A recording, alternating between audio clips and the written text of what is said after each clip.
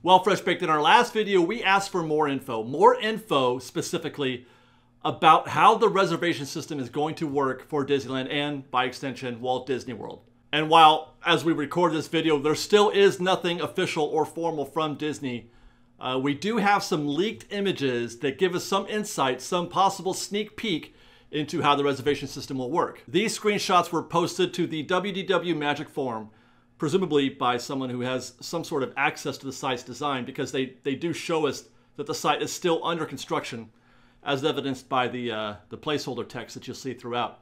But we can definitely learn something from these images if we just examine them, what information is available. First observation is that there appear to be two different ways to reserve a ticket, one for resort guests and one for single ticket reservations. By the way, it's my understanding that annual pass holders are being included in the single ticket reservation group.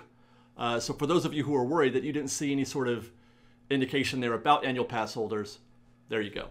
Now the screen we're looking at right now is for reservations that are already confirmed, and you can see the links to the right where a guest can confirm the reservation or cancel it.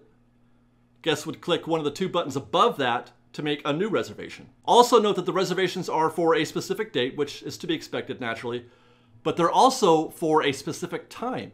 The June 22nd reservation, for example, for Disneyland appears to be for 11 a.m., while the June 23rd reservation for DCA is for 9 a.m. And just to clarify, actually, before we continue, my assumption is that the names that you see on those reservations, like Mickey Mouse or Connie Princess, are guest names, placeholders for testing. And finally, at the bottom of the page, there is this very interesting and worth noting bit of info. Pass holders who are a no-show for 3 reservations in a 90-day period will be unable to make new reservations for the next 30 days. Now, this should be familiar language for those guests who already have a Flex Pass, because that's pretty much exactly the policy that they have for that already.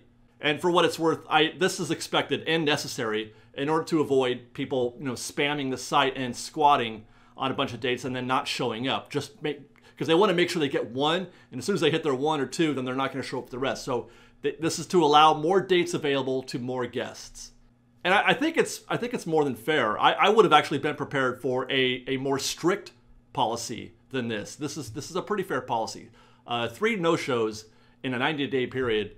I think most of us can manage to not do that. Note also that you can cancel your reservation as late as the day before without incurring any penalty. And again, I think that is absolutely more than fair. Just giving them 24 hours notice is definitely more than fair. I would have been prepared for a stricter policy, again, maybe 2 days or 3. But I understand why they have to do that, because sometimes, you get sick and you can't show. By the way, before we go to the next screen, I think it's worth noting that I haven't seen so far in this screen or any of the future screens we're going to see any place to actually make a reservation and buy a ticket. You can't do both. No place that I've seen so far to buy a ticket. That is to say, as best as I can tell, this reservation system is only for existing ticket holders, be they single day, multi-day, or annual pass. Now, that's subject to change probably, or we may not even see, we don't even know how many other screens there are in this process. We've only gotten a peek at 4 screens, so the story is not completely written yet, but just worth noting. Now let's take a look at one of the screens that you'll be using as part of the actual reserving a date process. What we're seeing are all of the possible tickets this particular guest can make a reservation for. There's an array of ticket types, including one-day tickets and annual passes, and the person who is logging in to make this reservation appears to be able to choose up to 4 guests to be added into his reservation system. And this appears to be in contrast to the reservation system we got a peek at the other day for Hong Kong, where they were going to let you just make one reservation for one ticket for one date, and then if you wanted to make another one, you had to go through the whole process over again, and that includes getting your one-time password and like registering. You had to register again. So this is obviously much better than that for those guests who are trying to book for a family or just even for 2 people. Worth noting here also that those tickets that are not eligible to make a reservation in the unable to reserve section. For example, Snow White can't make a reservation because her ticket is a Tier 5 ticket. So the inference here is that they're limiting who can make a reservation based on what tier level you have. Now, they haven't said if it's just tier 1 or if it's, any range of tiers between tier 1 and tier 4, the only thing we know for sure by this image or by these images is that tier 5 cannot. It looks like Maurice also can't book a reservation because he is a Flex Passport holder and already has reached his maximum reservations.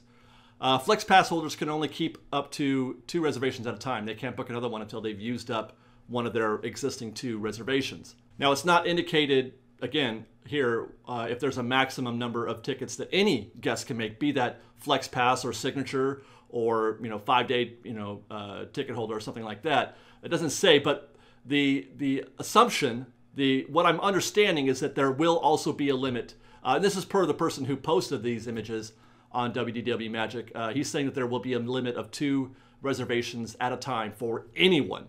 But again, that's not confirmed. That's just something that we've heard anecdotally.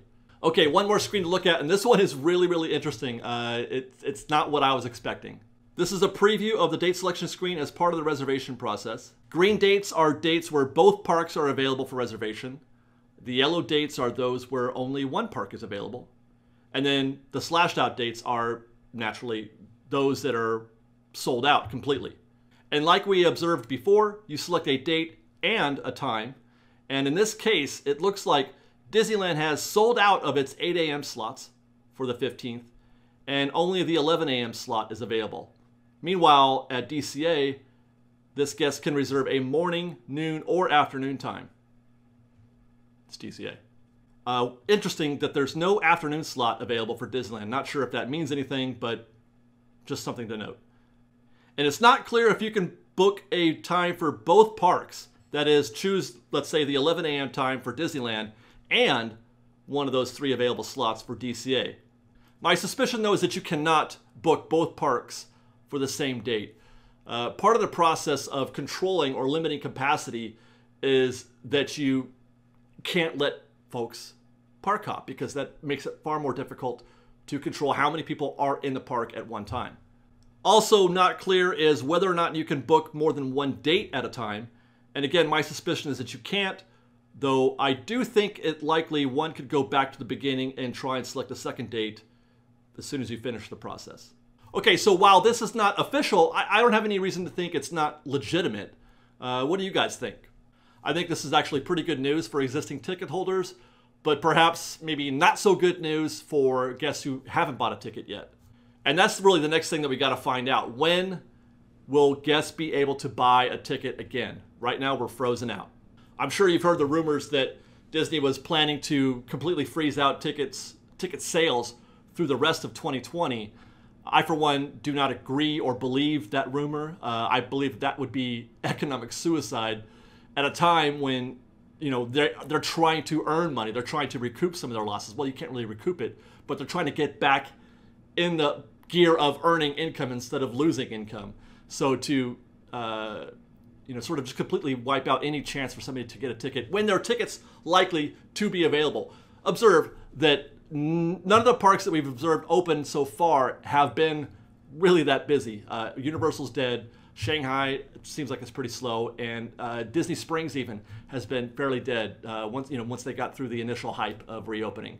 So I do think it's likely that that there will be tickets available, that they won't be as busy as they thought, at least not after a week or so.